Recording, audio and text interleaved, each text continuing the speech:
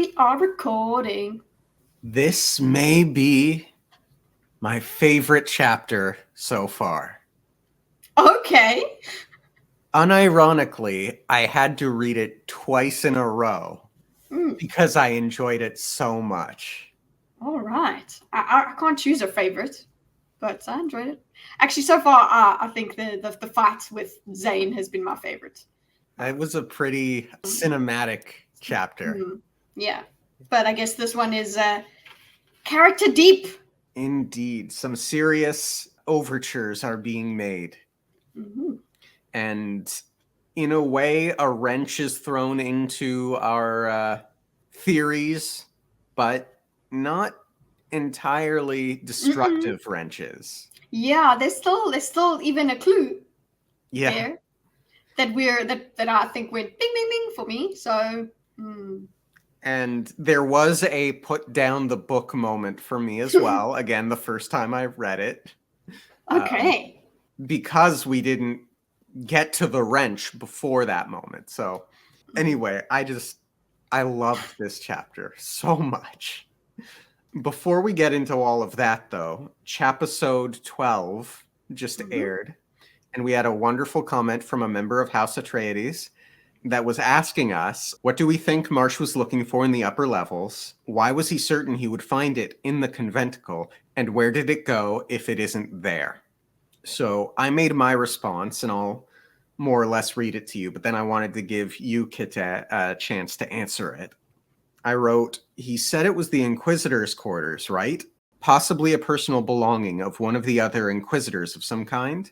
It could be something of his, but would he have had a room there given the timeline of his transformation than the Lord Ruler's downfall, which obviously he played a part in?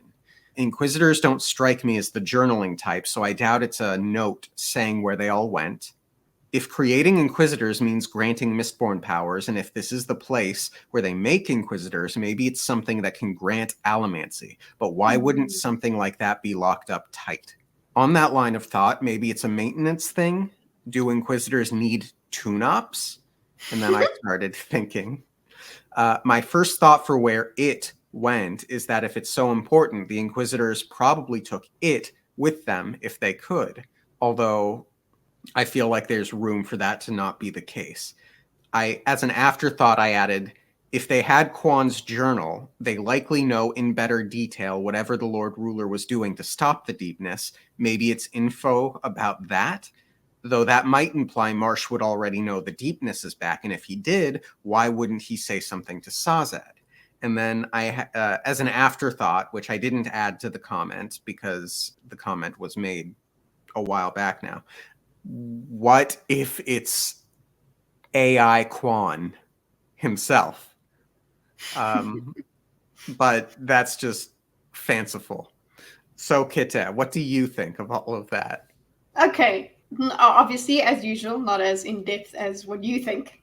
But what I resonated with there is most likely, or the thing that I was thinking of at that time was if it was something to do with how they create Inquisitors. So I do think it was something that converts them or whatever. I don't feel like it's a position of his, because I do feel like I don't know how much, if he had spent time there at all, but it seems like he knows about it.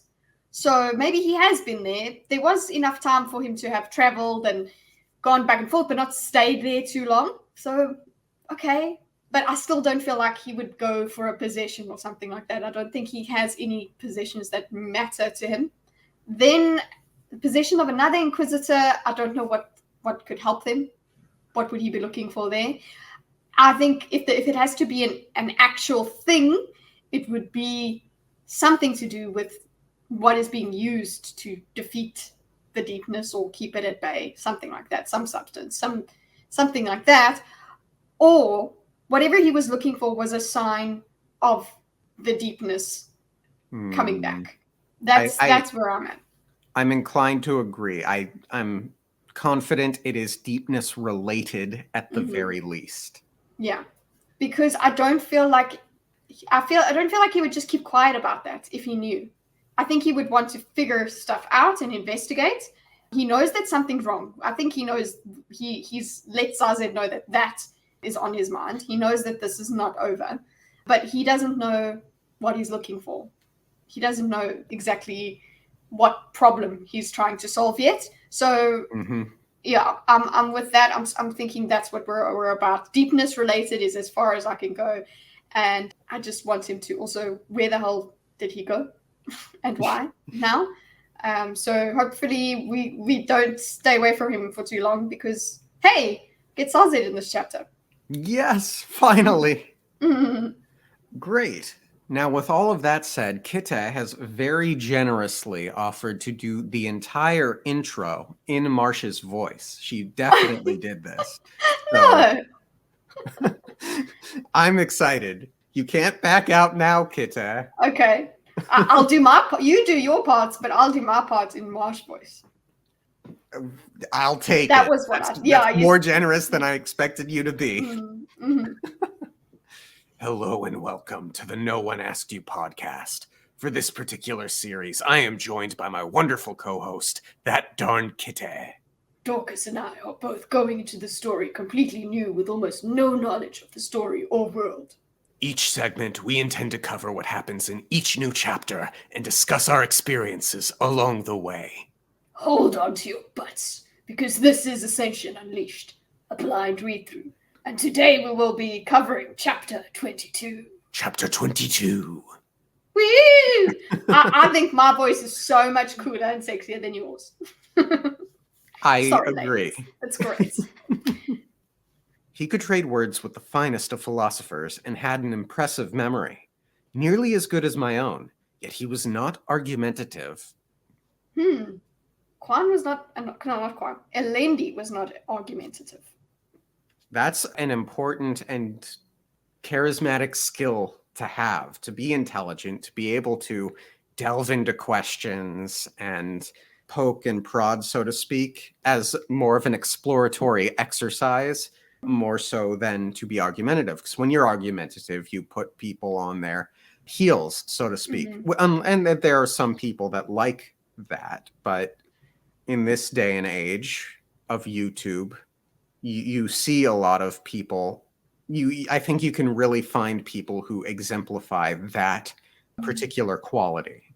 Yeah, which is not always productive. I'm talking about argumentative. It's not always productive. Depends on who you're talking with. It could just get people on the defensive. You get, I suppose, what we call it in our common parlance now is debate brain. Yeah. So he doesn't get debate brain. He asks questions, and that does make me think of Ellen. Now, see, I did too. Yeah. So that makes me think of it, because he will happily go into the philosophy of things, but he also actually maybe needs to learn to be a little bit more argumentative or a bit more assertive, I suppose. Not argumentative is like as if you've got to defend yourself. Assertive is just like, no, this is the way it is. And we've seen him do that in the previous chapter. He's not in this chapter he's not there. But either way, we have been making comparisons between Elendi and Elend. Yes, although I don't think that Elend would fit the qualifier of bloodless bond to the world's kings, because he is the king. Yeah, but I'm talking about just the similarities we've seen in them. Yes, character-wise, like but we don't. That doesn't necessarily mean make him, his similarities to Elendi don't make him the hero of ages. I will say in the speech chapter, Vin had an observation that he was no different than the rest of the folks debating, but Vin is a little bit of a biased source here in that she really didn't get the point of the debate stage. Yeah, she's just like, what are we doing? He's king. He's the leader. That's it. Why you got to talk about it? This is not a discussion. Oh, man. But this could also fit Sazed. Yes. He also he's not argumentative. He's gentle, actually, and just thoughtful. Yeah. Oh, love Sazed so much. I'm glad he's back. But not with that news. It's very disturbing news. Yeah. Chaos and stability. The mist was both. Upon the land there was an empire. Within that empire were a dozen shattered kingdoms. Within those kingdoms were cities, towns, villages, plantations, and above them all, within them all, around them all, was the mist. It was more constant than the sun, for it could not be hidden by clouds. It was more powerful than the storms, for it would outlast any weather's fury. It was always there, changing, but eternal. Poetic Sanderson. Yeah, I felt like, oh, did you write? This was something he wrote at some stage. Just, it was sitting somewhere. He didn't know where to put it, and he put it in there because he knew this was going to be part of this book. I felt that way. It doesn't feel clunky or out of place, but I feel like it could have been the start of a new part of the book. Just the way it we're not just going straight into the action. It's kind of Wheel of Time-y, because Wheel of Time has this kind of perspective where you have basically one paragraph discussing the world, and basically every book starts with the description of a wind and something like that. That's what it felt like. It felt good. Nice. Yeah, it was very pretty prose. I did feel it was just a touch uncharacteristic. Like, I'm used to his much more direct stuff. So I was like, what is this? Is this, because that first big section of it is on its own page. So I didn't know this was a Vin POV. So I was very much like, wait, what's going on here? Who am I reading? It felt like such, because usually we start a chapter with like Vin sat or whatever, and you're like, okay, we're on Vin. Yeah, I know what you mean. But that's what made me think of it as, oh, it was written out of order or something. But that doesn't mean that it's bad. I just like this paragraph, and I think he liked this paragraph, and it's... So he's like, I'm keeping it. Yeah. Which I'm not going to complain about, because it is. Pretty prose. Day was an impatient sigh awaiting the night, but when the darkness came, Vin found that the mists did not calm her as they used to. Nothing seemed certain anymore. Once the night had been her refuge, now she found herself glancing over her shoulder, watching for ghostly outlines. Once Elend had been her peace, but he was changing. Once she had been able to protect the things she loved, but she was growing more and more afraid that the forces moving against Luthadel were beyond her capacity to stop. Yeah, she really does not need a Kolos army as well. Oh God, no. She's like, everything is beyond me, and we're just working on this insecurity that we've been presented with before. This is now, it's describing where she's at. Yeah. Her own impotence frightened her. During her childhood, she had taken it for granted that she couldn't change things, but Kelsier had given her pride in herself. If she couldn't protect Elend, what good was she? There are still some things I can do, she thought forcefully. She crouched quietly on a ledge, mist cloak tassels hanging down, waving slightly in the wind. Below her, torches burned fitfully at the front of Keep Venture, illuminating a pair of Ham's guards. They stood alert in the swirling mists, showing impressive diligence. The guards wouldn't be able to see her sitting just above them. They'd barely be able to see 20 feet in the thick mists. They weren't Allomancers. Aside from the core crew, Elend had access to barely half a dozen mistings, which made him allomantically weak compared with most of the other new kings in the Final Empire. Vin was supposed to make up the difference. So I'm so glad we got that number. Yeah, because I did not know what it was. I actually thought it was a bit higher, and I thought he did have. I think we were under the impression he had Mistborn, like at least one, or something. Because we said, oh, he could have. We were even talking about whether Vin would give this Duralumin to another Mistborn that was on her side. Like, we discussed it as if that was a possibility, that there was someone on her side that could be.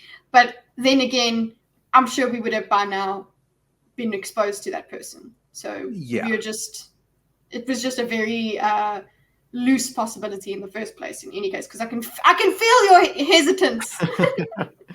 You're like, I did it. Yeah.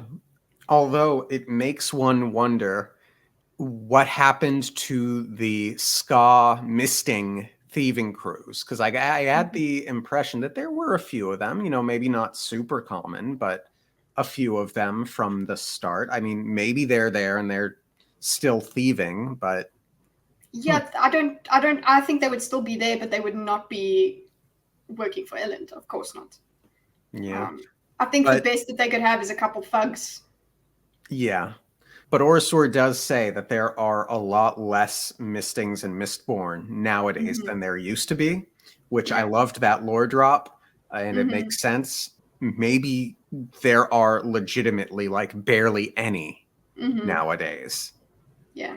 We've disposed of Set's Mistborn, apparently, so hopefully Yeah, that's that a means he's massive got none. victory. Yeah. Zane, on the other hand, is not going to be easy to dispose of, but No. we know this. But yeah, Mistings. Which Mistings would you have? I would want a lot of thugs because you basically got some Hulk going on there. Thugs are great. I would want Tin Eyes. If I had to pick one of the many misting abilities, I might go with either being a Tin Eye or a Soother. What do you think? For yourself. For myself. Out of those two, I would go Soother. No, Tonight, much better. Yeah. Yeah. But then, considering how I play video games, I would be a thug because it's just mash But yeah, I would want to have a fair amount of Tin Eyes. Information is key. The torches flickered as the doors opened, and a figure left the palace. Ham's voice echoed quietly in the mist as he greeted his guards. One reason, perhaps the main reason, that the guards were so diligent was because of Ham. He might have been a bit of an anarchist at heart, but he could be a very good leader if he was given a small team. Though his guards weren't the most disciplined, polished soldiers Vin had seen, they were fiercely loyal. So again, we've got Sanderson pushing this Ham is an anarchist idea, which is fine. It doesn't break with anything in the first book. I just didn't feel like it was highlighted so much in the first book outside of the sleeveless thing, which I thought was a fashion choice. Yeah, he's just a little bit rebellious. I wouldn't call it like, woo, total anarchist. No, he's Vin's being a bit over the top with that. I'll say it's Vin who thinks that way. Fair. Ham talked with the men for a time, then waved farewell and walked out into the mists. The small courtyard between the keep and its wall contained a couple of guard posts and patrols, and Ham would visit each one in turn. He walked boldly in the night, trusting to diffused starlight to see, rather than blinding himself with the torch. A thief's habit.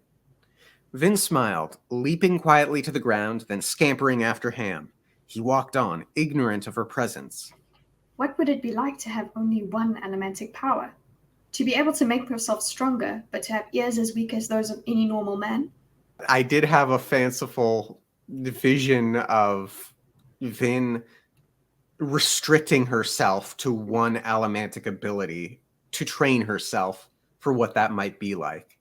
Yeah, that's actually that's something Vin would do if she had time. If you know what I'm saying, like she's. When would she? Yeah, that's what I'm saying. If it was maybe less of a stressful situation where it was maybe one threat as opposed to the whole world coming to, she would do it for fun. I think that's what would be something that she would do for fun. Because we did have a little bit of that in the beginning of her training where she got to be with each of the mistings a little bit to think about using those powers the way that they use them. So she would be smart enough to train with him. And look, she does still do that when she does fight with Ham, spar with Ham. She's only using Puto. So she does train that way. But I would like her to like walk around and not use it, like use her others. But yeah, I don't know how you can stop using tin, etc., especially when you're so paranoid. Yeah, but yeah, like if you get so reliant on your powers, you should prepare yourself for the probability that at some point you will be left without them. True. She has had that experience. Do some push-ups, Vin. Ham continued forward, Vin following discreetly until they reached the ambush. Vin tensed, flaring her bronze. And at that point, I mean, even before this, you know what she's doing. She's going to scare him into using Allomancy.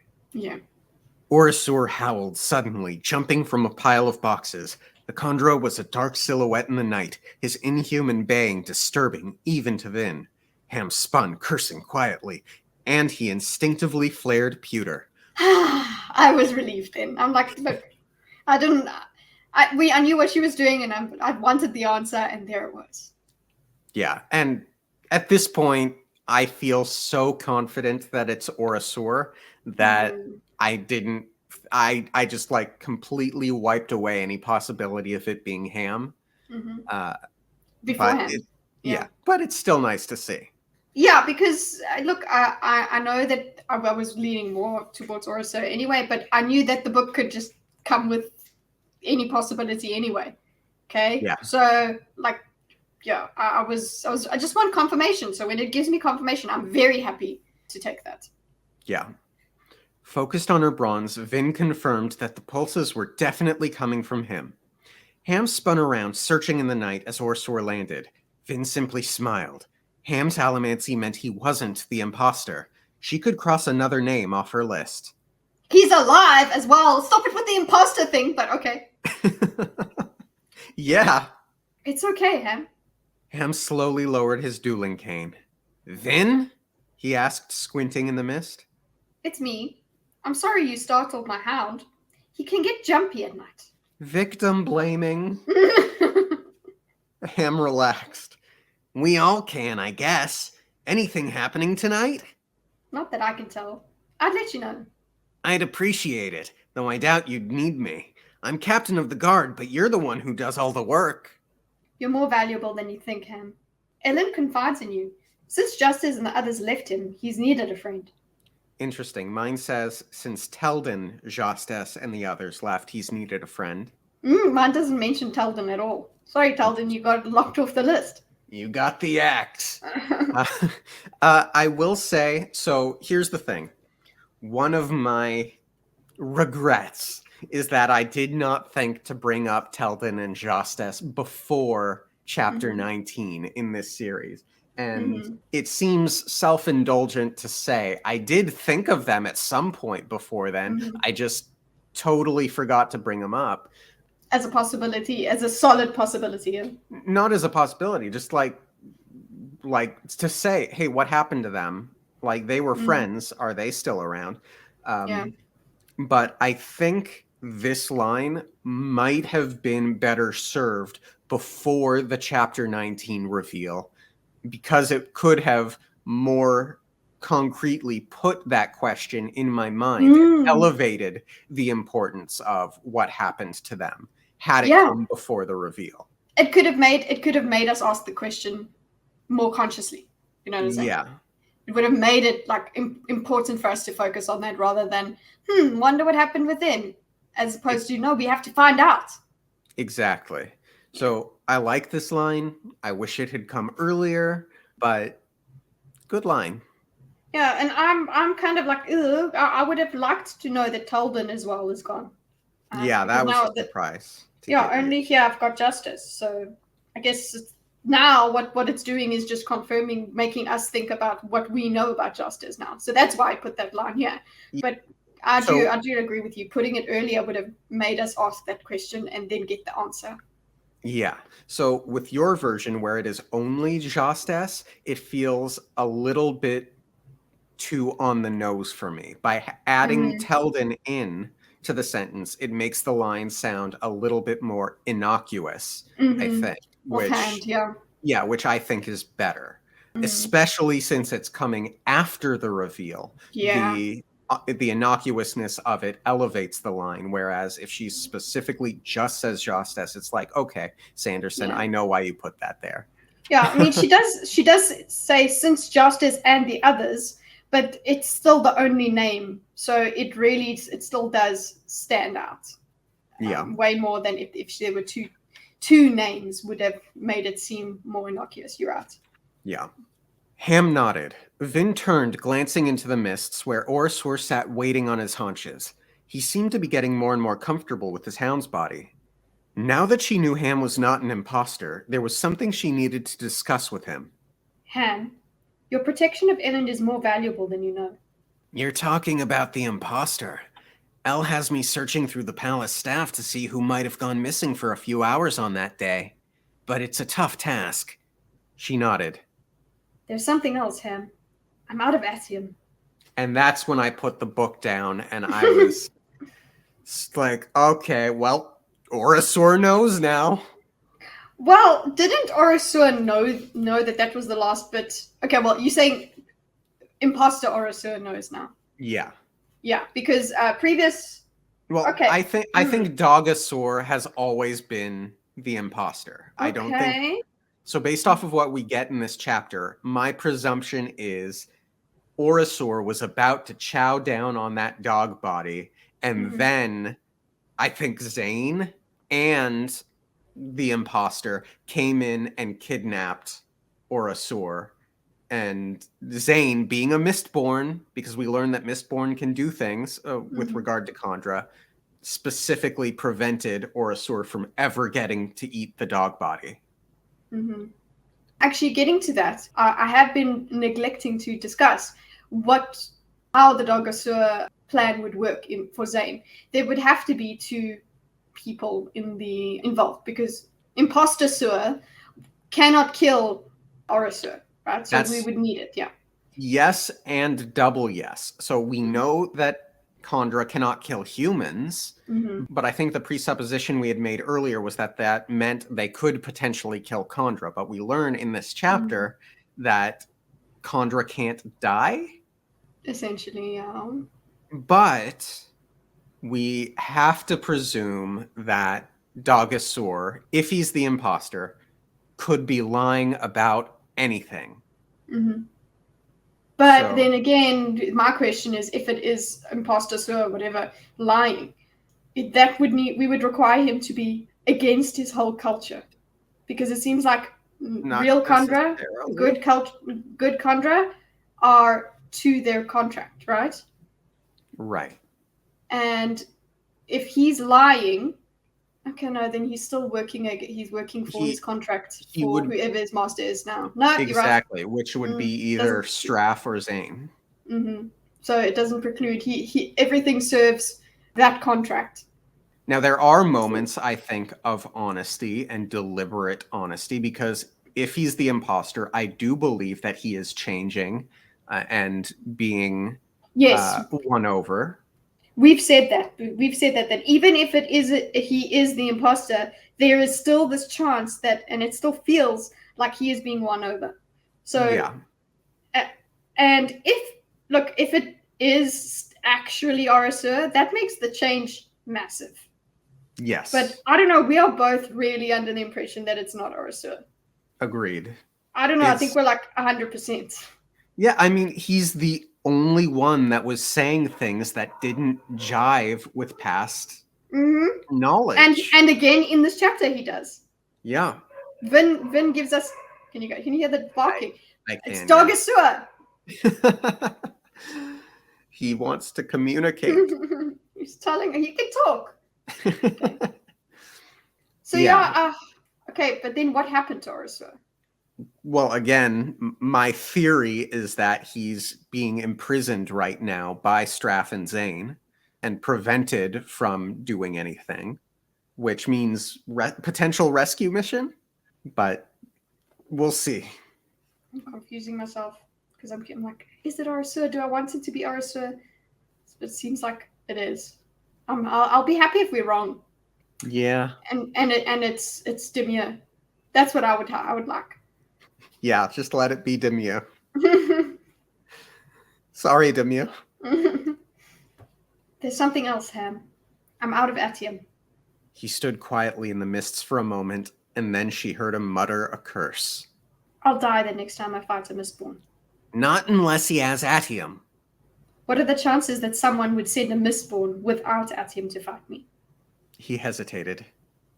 Ham, I need to find a way to fight against someone who's burning Atium. Tell me that you know a way. Ham shrugged in the darkness. There are a lot of theories, Vin. I once had a long conversation with Breeze about this, though he spent most of it grumbling that I was annoying him. Well, what can I do? Most people agree that the best way to kill a Mistborn with Atium is to surprise them. That doesn't help if they attack me first. Well, barring surprise, there isn't much. Some people think that you might be able to kill an Atium using Mistborn if you catch them in an unavoidable situation. It's like a game of Fets. Sometimes the only way to take a piece is to corner it so that no matter which way it moves, it dies. Doing that to a Mistborn is pretty tough, since Atium lets the Mistborn see the future. He knows when a move will trap him, so he can avoid the situation. Atium is supposed to enhance his mind somehow. It does. When I'm burning at him, I often dodge before I even register the attacks that are coming. Ham nodded. So, what else? That's it, Finn. Thugs talk about this topic a lot. We're all afraid of going up against a Mistborn. Those are your two options. Surprise him or overwhelm him. I'm sorry. There is one more option that they didn't discuss. Although how practical it is, I can't be certain. Win him over. Yeah, but how much can you trust the one over guy? Yeah. But yeah, that's what you're thinking for Zane, right? A little bit, yeah. I agree. It's a possibility. Yeah. And if you win him over, then you can betray him, and that will be your surprise. Indeed. Are there any other options? Be smarter than them, like Vin. Yeah. But Vin was smarter than Shan with Atium. But yeah, Vin you have to outsmart them. And I feel like Vin is smart enough to corner someone. Agreed. I think that she's good that way. Yes, I know that Atium does that to your mind, but yeah, just knowing the future, I feel like cornering someone, Vin can totally do that. She's a smart gal. So I'm expecting this conversation is setting us up for a payoff later on when she does have to fight without Atium. I completely agree. Vin frowned. Neither option would do her much good if she got ambushed. Anyway, I need to keep moving. I promise to tell you about any corpses I produce. How about you try to avoid getting into situations where you have to produce them, eh? The Lord only knows what this kingdom would do if we lost you. Vin nodded, though she wasn't certain how much Ham could see of her in the darkness. She waved to Orasur and headed out toward the keep wall, leaving Ham on the cobbled path. Mistress, Orasur said as they reached the top of the wall, might I know the purpose of surprising Master Hammond like that? Are you that fond of startling your friends? It was a test, Vin said, pausing beside a gap between Merlins looking out over the city. A test, mistress? to see if he would use Allomancy. That way I could know that he wasn't the imposter. Ah, clever, mistress. Vin smiled. Thank you. A guard patrol was moving toward them. Not wanting to have to deal with them, Vin nodded to the wall-top stone guardhouse. She jumped, pushing off a coin, and landed on its roof. Orasur bounded up beside her, using his strange chondra musculature to leap the 10 feet. Damn, 10 feet! That's a big boy. Yeah. Very big boy. Vin sat down, cross-legged to think, and Orasur padded over to the roof's side and lay down, paws hanging over the edge. As they sat, Vin considered something.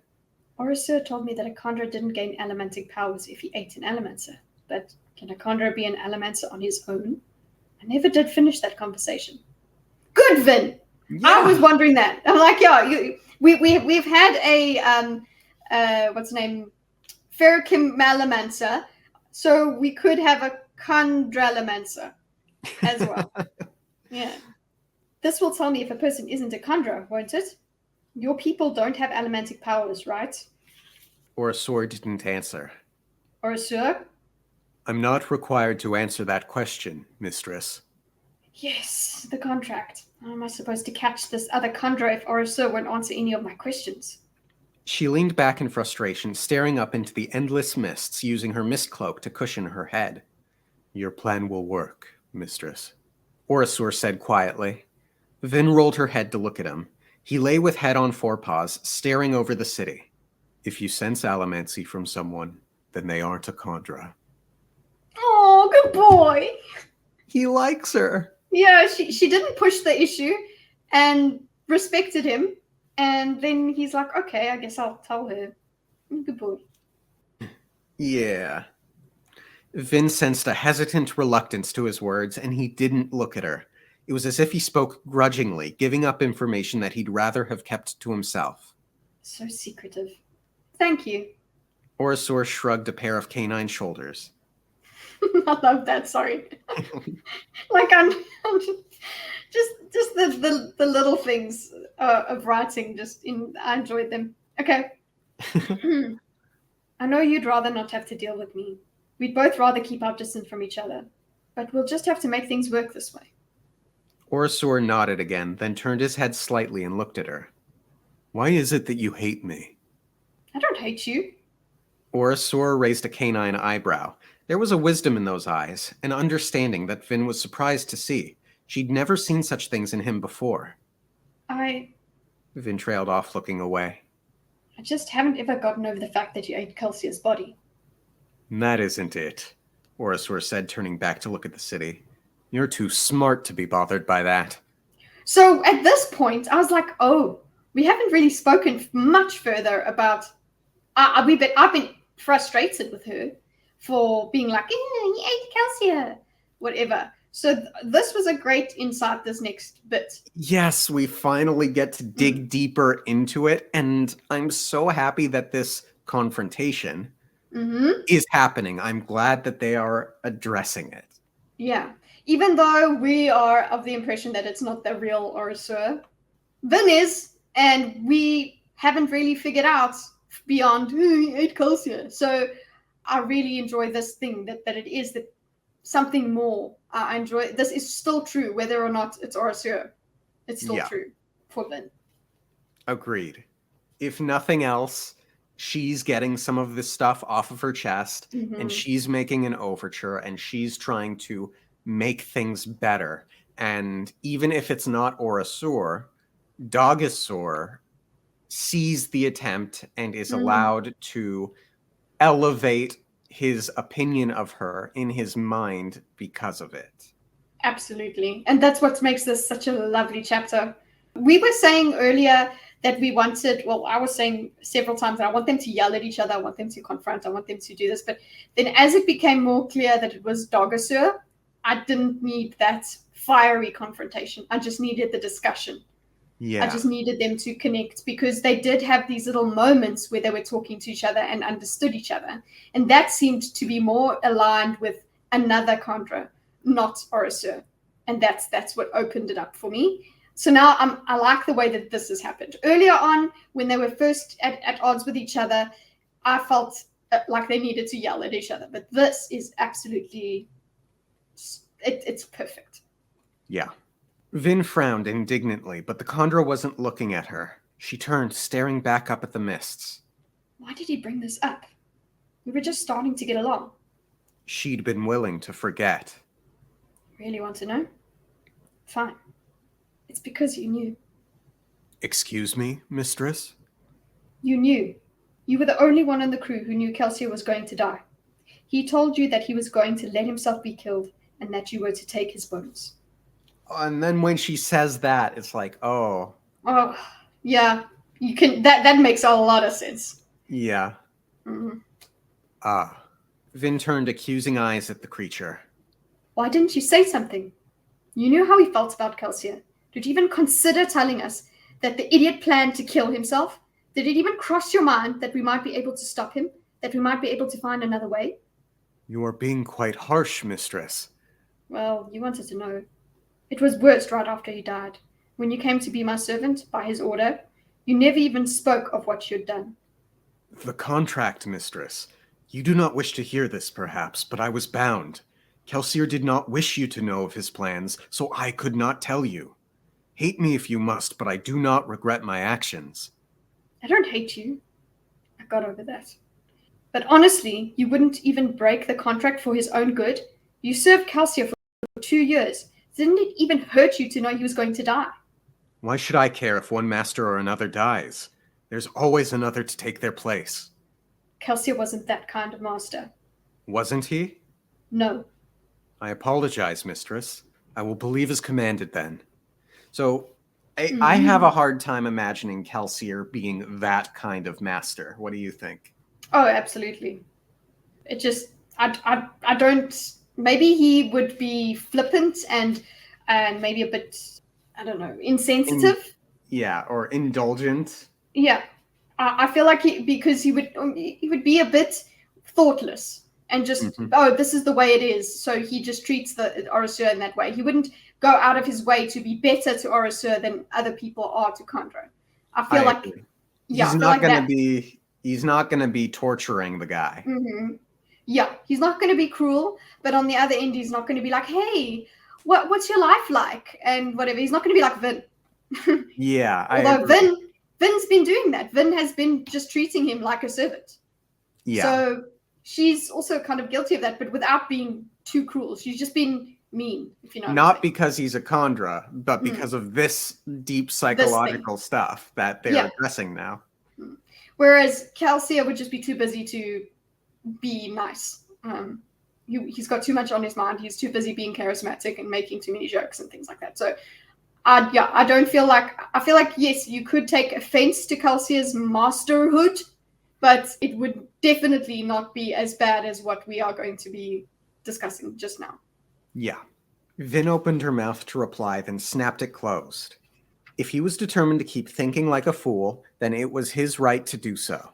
He could continue to resent Masters just as she resented him, for keeping his word, for holding to his contract.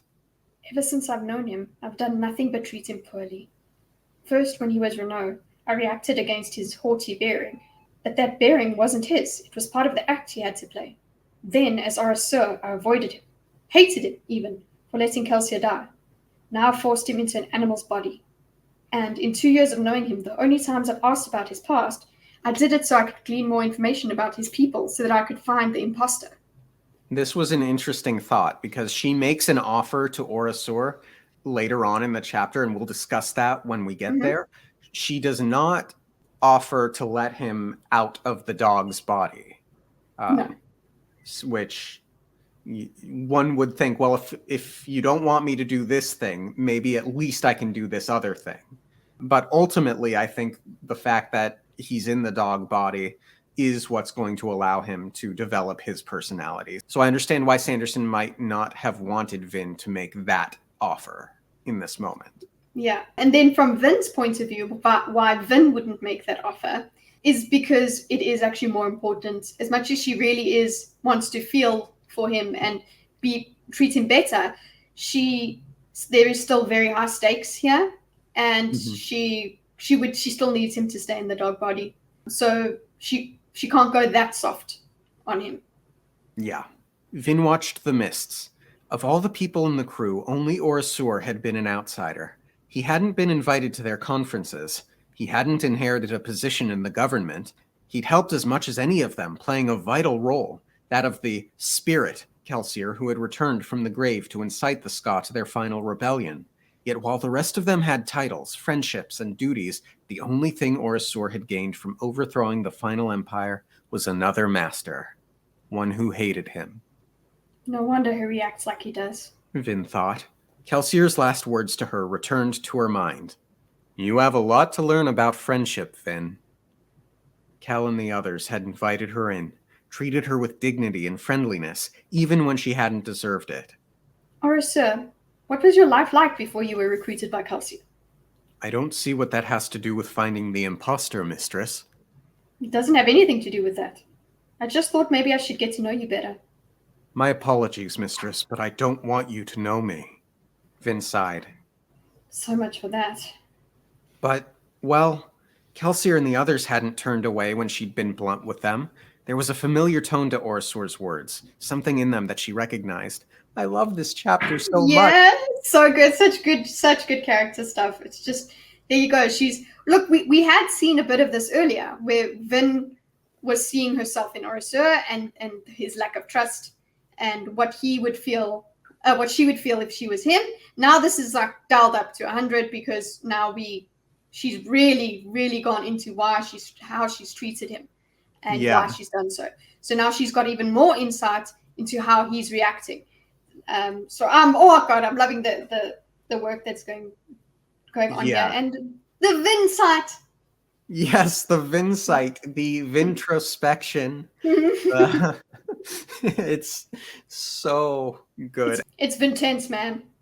Yeah, and she's not like being frivolous with the insight. She's not throwing it away or choosing the wrong choice. She is making the wholesome good choice.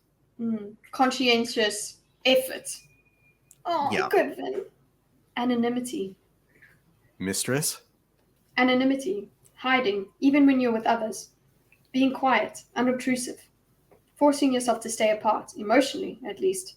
It's a way of life, a protection. Orasor didn't answer. You serve beneath masters, harsh men who fear your competence. The only way to keep them from hating you is to make certain they don't pay attention to you. So you make yourself look small and weak, not a threat. But sometimes you say the wrong thing, or you let your rebelliousness show.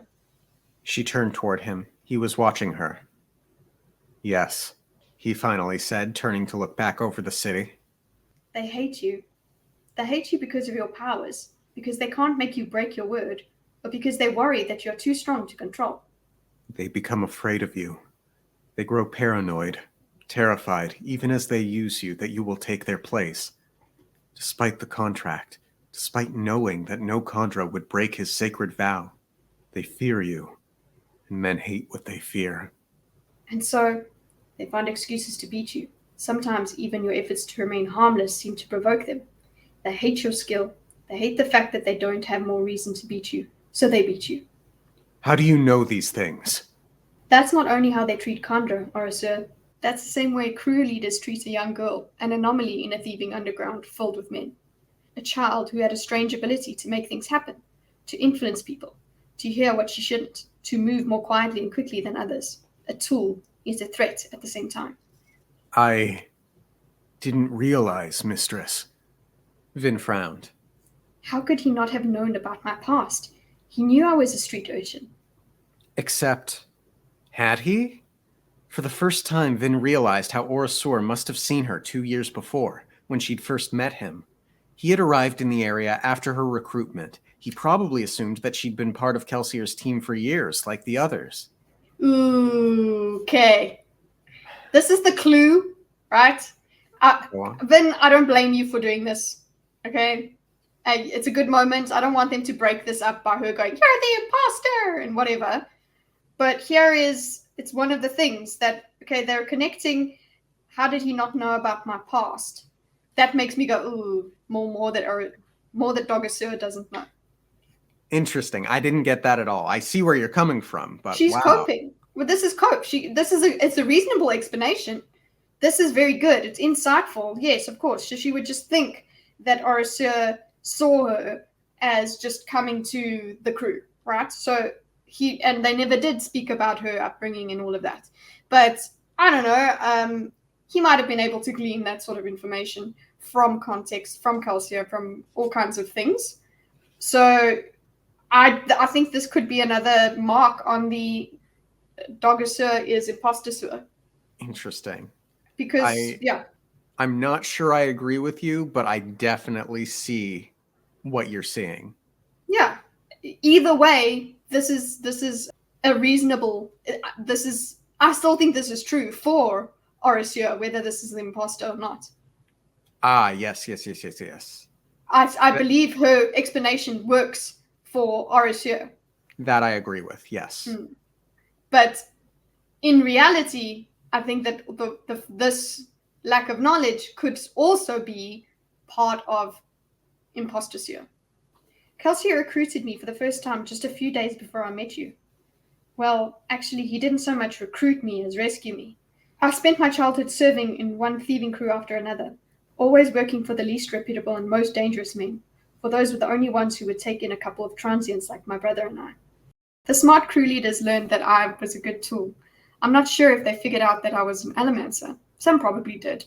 Others just thought that I was lucky. Either way, they needed me, and that made them hate me. So quick note here. In my version, it says my brother and me.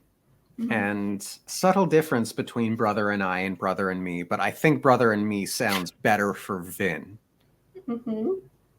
So they beat you? Vin nodded. The last one especially. That was when I was really beginning to figure out how to use Allomancy, even though I didn't know what it was.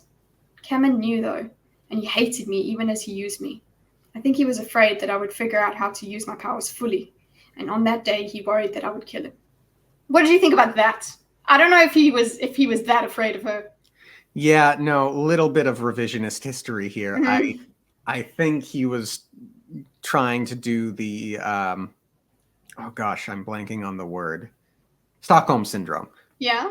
Yeah, I suspect there might have been an attempt at developing or forcing a Stockholm syndrome thing with Vin. Because I remember him saying, "Do you have any idea how kind I've been to you?" as he Yeah. beat her. Yeah. I mean, maybe at some level there was that fear that she would kill him and take his place, but I don't think, at least at the time, it was like a primary cognizant thought.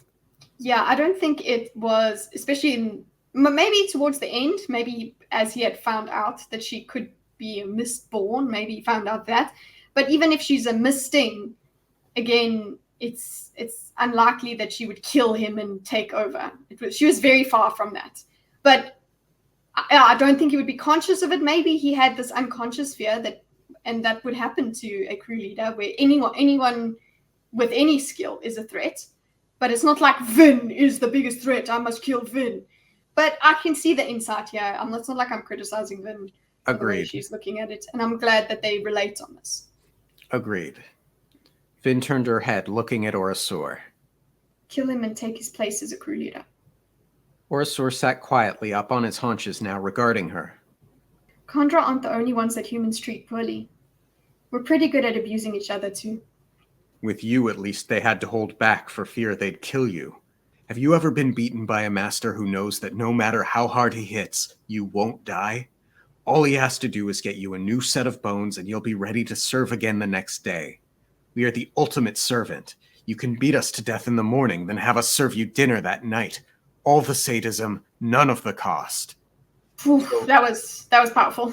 Yeah, so this is the first line where we hear that supposedly Kandra cannot die.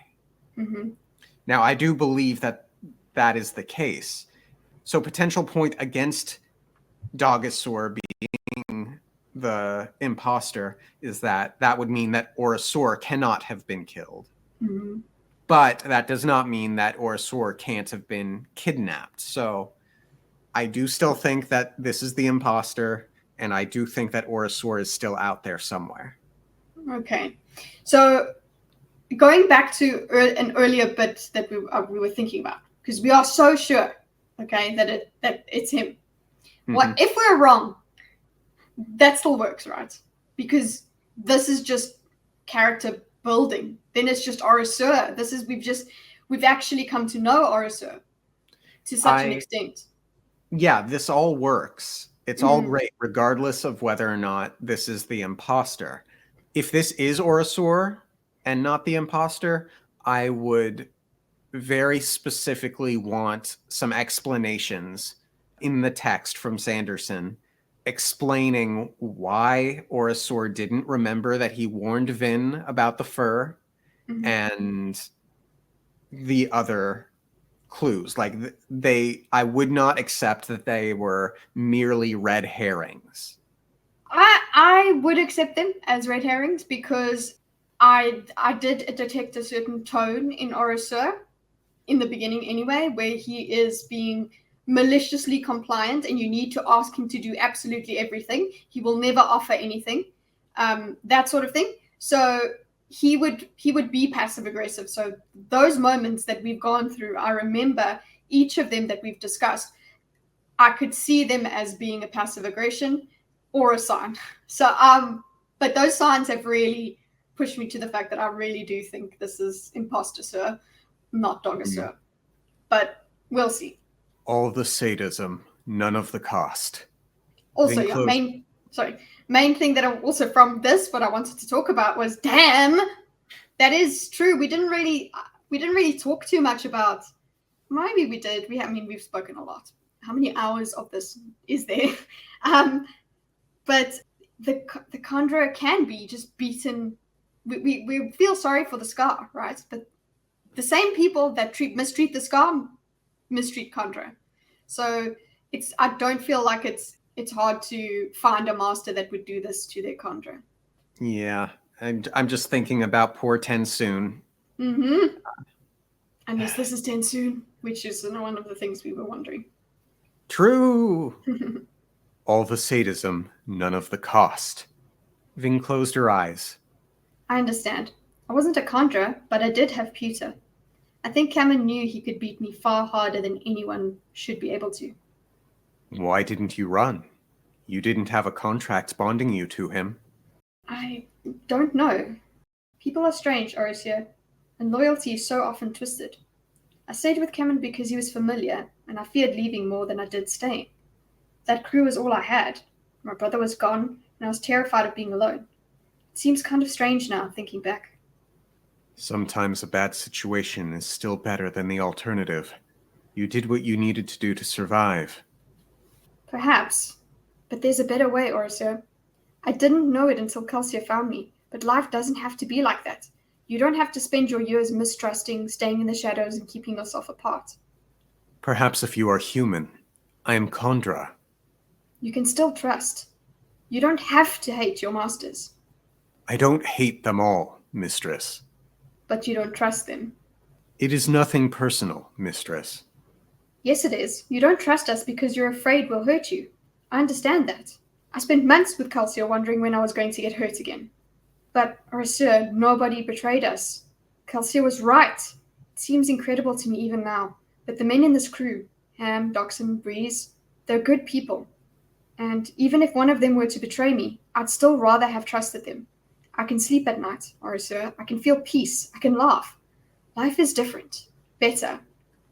I love it so much. Yeah, this is a nice reiteration. And I say reiteration, just a strengthening of Vin's growth that we've already witnessed. That was one of the major realizations that she had in the previous book. Is like, oh, we trust even though it's a risk. We trust anyway because it's better to have loved and trusted and all of that than be all alone. Yeah. So, I love that. I love that she took that into her heart and to the point of now bringing it to somebody else. That's like I know she's not feeling the best. Okay, she's a bit insecure and all of that. She's not her best, but this is a core lesson that is stuck with her. Just because she's feeling like everything's changing and she's scared and things like that, this doesn't mean she's forgotten this major lesson that Kelsia taught her. I mean, this was the point of the first book, essentially, right? Yeah. And Sanderson is just written so well, Vin so well in her growth, her movement from her trauma to this now. She's not perfect. She's not suddenly someone else completely. But then there are these moments where it's like, look, she has gotten the strength that Kelsia, the experience with Kelsia has given her. And she can draw on that as a character going forward. Love it. So much. You are human. You can have friends because they don't worry that you'll eat them or some other foolishness. I don't think that about you. Don't you, mistress? You just admitted that you resent me because I ate Kelsier. Beyond that, you hate the fact that I followed my contract. You at least have been honest. Human beings find us disturbing. They hate that we eat their kind, even though we only take bodies that are already dead. Your people find it unsettling that we can take their forms.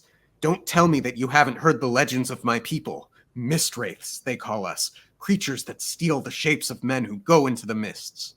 You think a monster like that, a legend used to frighten children, will ever find acceptance in your society?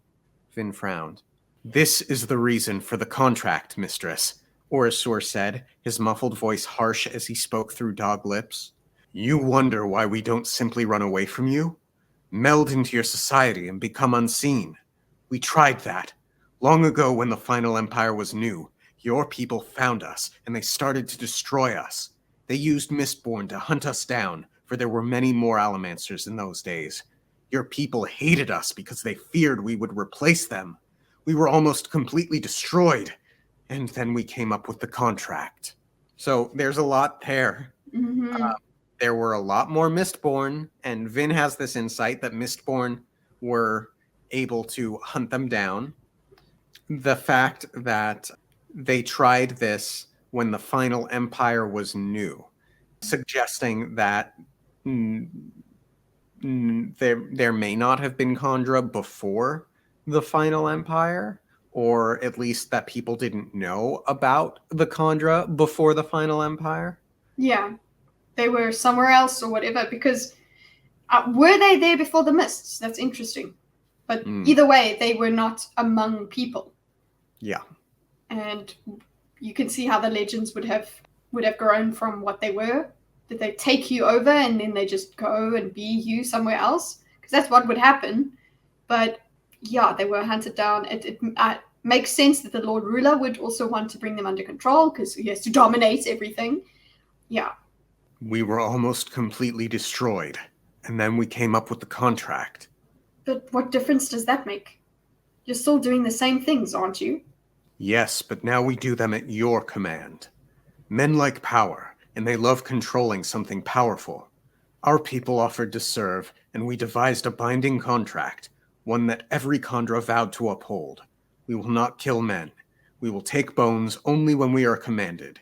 We will serve our masters with absolute obedience.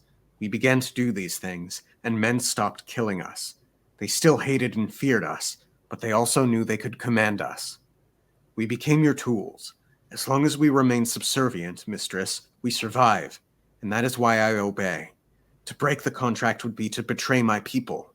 We cannot fight you, not while you have Mistborn, and so we must serve you.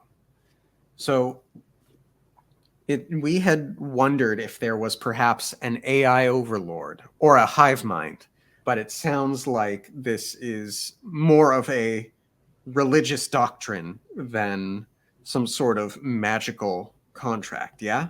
Yeah, it doesn't seem like it's magically binding. It's just that it might as well be, because that's how Yeah. deeply it goes. It might be. It seems even deeper than, say, what the keepers are going through, because the keepers have had to be a certain way until the final empire came to an end, and they still have a way of being and doing that is governed by their culture. It's a little bit more flexible though. This is like they are one thing. They are the contract, and that's it. And I do relate this to Wheel of Time. In Wheel of Time, there's something called the Three Oaths that the witches basically all swear to make them safe to the rest of the world. So this idea of magic or power being bound by a certain contract oath, I love that idea. I like that usage. Obviously, in Wheel of Time, it is actually magical, and they literally can't break it. They can't write a lie. They can't say a lie. But with this, it seems like they physically could break the contract, but it just might as well not even be possible because that's unthinkable. Right. There is a strong cultural understanding that if they break this contract, then things revert to potentially the extinction of their kind. Yeah. But Orisur does say that there used to be a lot more Mistborn. So I have to wonder, if there are so few Mistborn, would it be the worst thing in the world if the contract were to be ended? What happens to them? Yeah. Yeah. Could they reasonably survive and potentially thrive with so many less Allomancers hunting them down? And added to that, the mystique that they have, they could perhaps utilize. And if a Khandra looks at the world that Elend is trying to build in his kingdom, writes for the Ska and so forth, why couldn't a Khandra who is forced to develop his own personality and see these good things hope for a better world for Khandra and potentially go rogue against the contract in favor of Vin and Elend? Yeah, in favor of that, so that they can be a people that is more than the contract.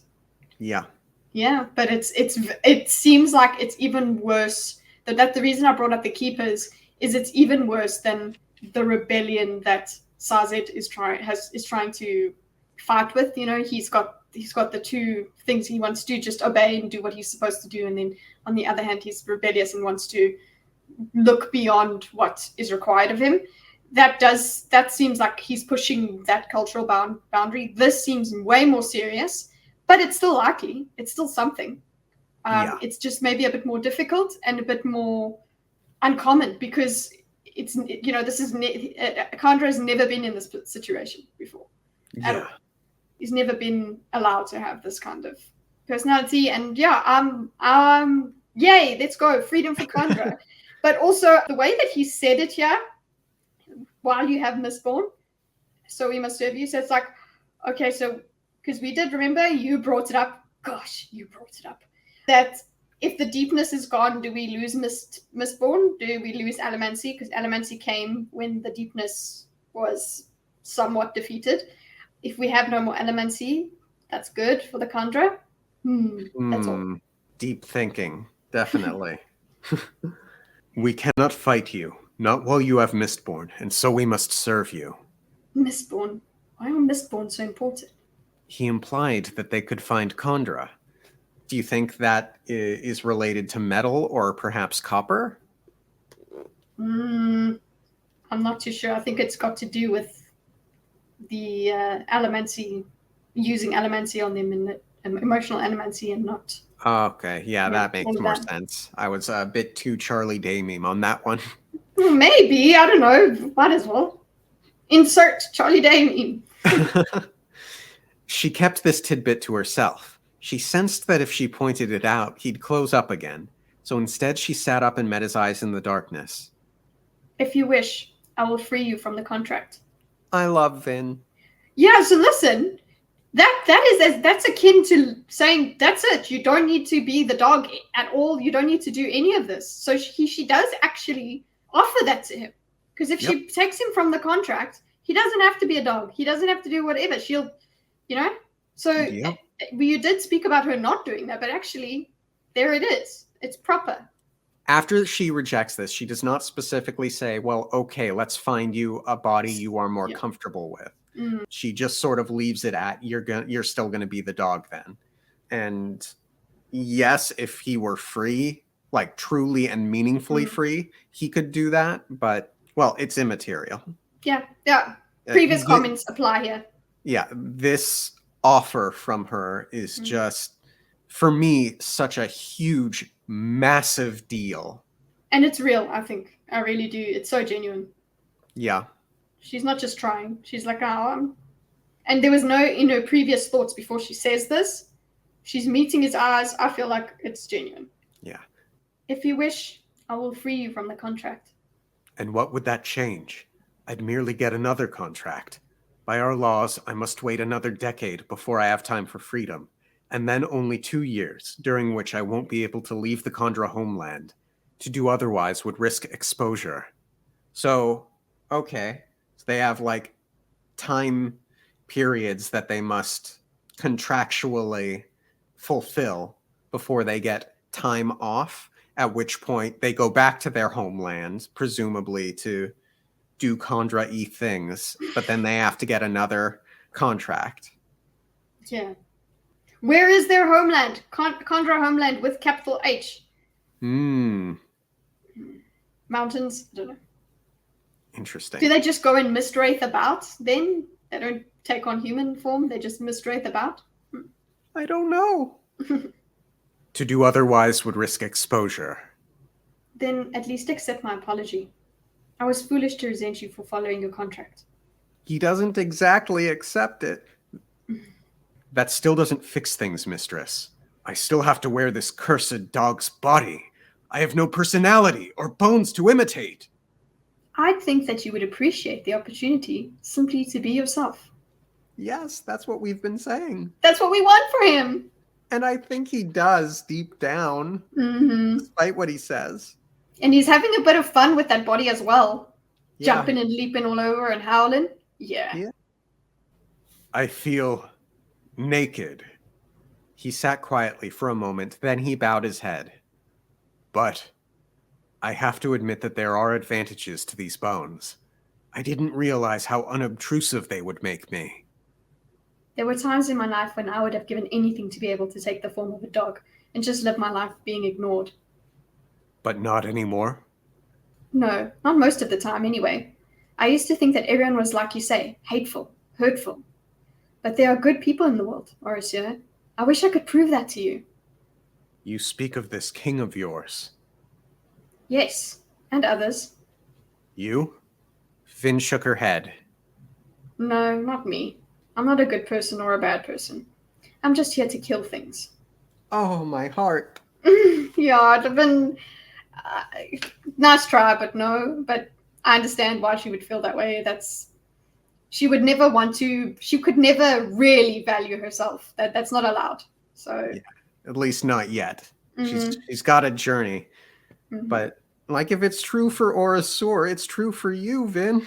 Yep. Yeah, but she would just doesn't want. She could not bring. She couldn't. That gives it credence if she says it out loud. So she's just gonna say this thing over here, which is actually very Kelsia to just make a joke or whatever about it. Basically, it's a very dry and dark, humory kind of thing. I mean, I don't think this is humor on her part. I think she genuinely believes it. Yeah, I guess so. But it's an offhand remark. I'm just here to kill things. Like that's it's over the top thinking. Okay, so yeah, you're right. It's not humor on her part, but it's something that Kelsia would say as a joke. And Kelsia leans into humor in that way. True. Yeah. Orasur watched her for a moment, then settled back down. Regardless, you are not my worst master. That is something of a compliment among our people. Vin smiled, but her own words left her a bit haunted. Just here to kill things. Also noteworthy, Vin doesn't actually apologize, or she forgets to, or it just slips her mind. She doesn't mention when she, in that first fight in the book, where she pushes away the coins through Orasur's body, causing the necessity for the dog. She's not like, hey, I didn't think that would hurt. I'm sorry about that too. She doesn't take this moment to say that specific apology. Yeah. But that's fine. She glanced toward the light of the armies outside the city. A part of her, the part that had been trained by Reen, the part that still occasionally used his voice in the back of her mind, whispered that there was another way to fight these armies. Rather than rely on politics and parleys, the crew could use Vin, send her on a quiet visit into the night that left the kings and generals of the armies dead. But she knew that Elend wouldn't approve of something like that. He'd argue against using fear to motivate, even on one's enemies. He'd point out that if she killed Straff or Set, they'd just be replaced by other men even more hostile toward the city. Elend is right. Yep. It's just no use. You just delay the inevitable, and you make them more hostile. Yep. Still, it seemed like such a brutal, logical answer. A part of Vin itched to do it, if only to be doing something other than waiting and talking. She was not a person meant to be besieged. No, that's not my way. I don't have to be like Kelsia was, hard, unyielding. I can be something better, something that trusts in Ellen's way. Interesting that she should go and say, I'm not like Kelsia, when she's just said the part of her that was trained by Reen. So we had Reen's voice actually aligning with what Kelsia would do. The Kelsia was also hard and unyielding, like Reen. So we've just spent a lot of time inhabiting the space where Kelsia is the lightness in her life, and she's learned great things from him. And here is something that we wrestled with in the first book, Dark Kelsia. And she's like, no, I'm going to turn away from that. So she's also picking and choosing all the little bits of all the people she's experienced, what she can take into herself and take further. Yes, and it's also important to note, we have so much of Elend wanting to be like Kelsier in this book. And here is Vin liking that Elend isn't Kelsier. Absolutely. Definitely. Got to hold on to that, because he needs to be stronger, but he can't be Kelsier. Yeah. She needs to be softer. She can't be Reen. She can't be Kelsier either. She needs to be her. Yeah. This is who you are, Vin. Mm-hmm. She shoved aside that ruthless part of her, then turned her attention to other things. She focused on her bronze, watching for signs of allomancy. Though she liked to jump around and patrol the area, the truth was that she was as effective staying in one place. Assassins would be likely to scout the front gates, for that was where patrols began and the largest concentration of soldiers waited. Yet she felt her mind wandering. There were forces moving in the world, and Vin wasn't certain she wanted to be part of them. What is my place? She never felt that she'd discovered it. Not back when she'd been playing as Valette Renault, and not now, when she acted as the bodyguard to the man she loved. Nothing quite fit. She closed her eyes, burning tin and bronze, feeling the touch of wind-borne mist on her skin. And oddly, she felt something else, something very faint. In the distance, she could sense allomantic pulses. They were so dull she almost missed them. They were kind of like the pulses given off by the mist spirit. She could hear those too, much closer, atop a building out in the city. She was getting used to its presence, not that she had much choice. Still, as long as it only watched... It tried to kill one of the hero's companions. It knifed him, somehow. Or so the logbook claimed. Yup, your friends are in danger, Vin. Yeah, is Vin just sensing the deepness? Yes, I do think that's the thing that she was sensing there, in addition to the spirit thing. Yeah. Yeah. It's like looking, like just being able to see very far from the top of a building and seeing a flash of light or something. She's sensing it very far away. But that's where the well is. That's what I'm thinking. Yep. I completely agree. And I would love to see her burn, what was it, malatium? No, not malatium. Yeah. Duralumin. And get a more specific bit of insight regarding what that... Why not right now? Yes! Yeah. Oh, man, but she's going to keep putting it off every time she has to. Okay. No, and she's going to talk to anyone about it? No. It's okay. Sazed's going to come and be like, hey, miss during the day. And that will spawn more... The conversation. Yeah. Okay. Fingers crossed. Yeah. But what was that pulsing in the far distance? It was soft, yet powerful, like a faraway drum. She squeezed her eyes shut, focusing. Mistress? Again, she's pulled away. Listen. Again. I know, but hopefully, look, we know what she's pulled away for, and we're okay with that. But yeah, it's just like, don't forget about this, Vin. Take a note. Reminder. Please. Mistress? Orisor said, suddenly perking up. Vin snapped her eyes open. What? Didn't you hear that? What? She picked it out. Footsteps outside the wall a short distance away. She leaned closer, noticing a dark figure walking down the street toward the keep. She'd been so focused on her bronze that she'd completely turned out real sounds. Good job, she said, approaching the edge of the guard station's roof. Only then did she realize something important. Orisor had taken the initiative. He'd alerted her of the danger without specifically being ordered to listen. It was a small thing, but it seemed important. It is! Because when he goes to Zane, and Zane says, have you discovered anything about the Adium? He's gonna say no. Yeah, why not? Go rogue, boy! Please. Wait, do you really think... I think he might be forced to say so, because it's part of the contract, and we know that it's his nature, so then we do want him to go rogue, but we understand. No, I unironically believe that Zane will ask, did you learn anything about the Atium today? And he'll be like very conflicted, obviously, but also influenced by this conversation. And he'll be like, no, I did not. Oh, I love that. I want that hope. Let's do that. Me too. Orisor had taken the initiative. He'd alerted her of the danger without specifically being ordered to listen. It was a small thing, but it seemed important. What do you think? She asked, quietly watching the figure approach. He carried no torch, and he seemed very comfortable in the mists. Allomancer? Orisor asked, crouching beside her. Vin shook her head. There's no allomantic pulse. So if he is one, he's mistborn, Orisor said. He still didn't know she could pierce copper clouds. He's too tall to be your friend Zane. Be careful, mistress.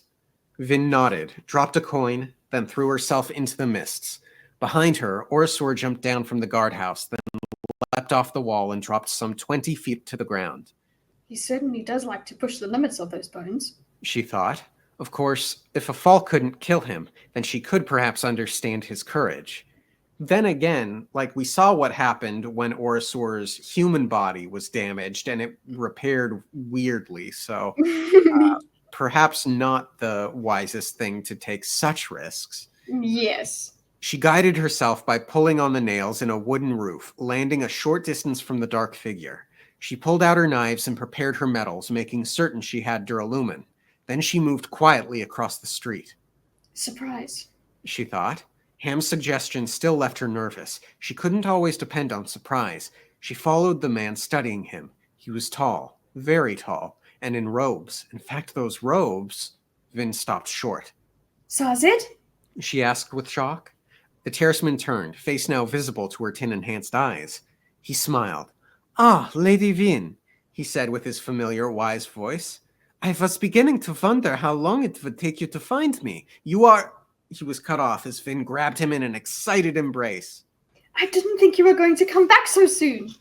"I was not planning to return, Lady Vin, but events are such that I could not avoid this place, I think. Come, we must speak with His Majesty. I have news of a rather disconcerting nature." Vin let go, looking up at his kindly face, noting the tiredness in his eyes. Exhaustion. His robes were dirty and smelled of ash and sweat. Sazed was usually very meticulous, even when he traveled. What is it? Problems, Lady Vin. Problems and troubles. It was so good to have him back. And you know what? Also, just read. I do read him in your voice now, in the accent that you give him. Yay. I say now as if it's recently, but no, that's how I read him. So it was nice to go back into reading that accent. I was enjoying that part of it. So thank you. Happy to do so. Yeah. I love the way he speaks. He's back. I'm so excited. Yeah, just the fact he wasn't planning to come back. It's like, okay, well, you're back, so shut up. Well, don't shut up. Tell us all about it. Yeah. But yeah, one of my favorite chapters thus far for all the Vin and Orasur work. Yep. Great character work. Love it. Anything else to say? Tell us all about it, Sazed. Do that lore dump right now. Oh, yeah. Okay? Do it all. We don't want this over here and then... No. We need this right now. We need all of it right now. Okay. Mm-hmm. What do you think he's going to talk about first? Jastes, the deepness, or rather the mists during the day, more specifically, or the charcoal Quan stuff? Oh, geez, it's all so important. Yeah. My guess... I don't even know where I'd start. Where would you start? My guess is Jastes, because that's the immediate threat. Yeah, that's true. Yeah. Then I would follow up with the mists during the day, at which point I would segue into, we might be able to get some clues from this charcoal drawing. Mm-hmm. But we need all of it now. We can't just focus on one. He needs to do the dump, okay? He needs to speak about the whole thing, and then we can figure out what we do with everything. And just going back to one of your predictions is that everyone sort of would have to team up against the Kolos. Yes. I think that might be the optimal. I mean, but when does anyone ever take the optimal path? The only thing that I just thought of is just because I was reading The Warrior of the Altai by Robert Jordan. There's these things that are in there that are like the Kolos. And the way that they were used is they were lured against the enemy. Because they're so violent and primitive that you just, wherever you take them, they just fight. They lured them into the enemy and then left them to defeat the enemy. So that's another way you could probably use the Kolos. But I think that we have been exposed to the Kolos having some sort of culture. So I don't think that they're as primitive as those creatures from that other story. Excellent. Keep us updated on the book, how you're enjoying it as you get further into it. Oh, I'm probably going to finish it in the next few hours. So, yeah, look out for that. Excellent. Anything else? Like the video! If you like. Discord. And join the Discord.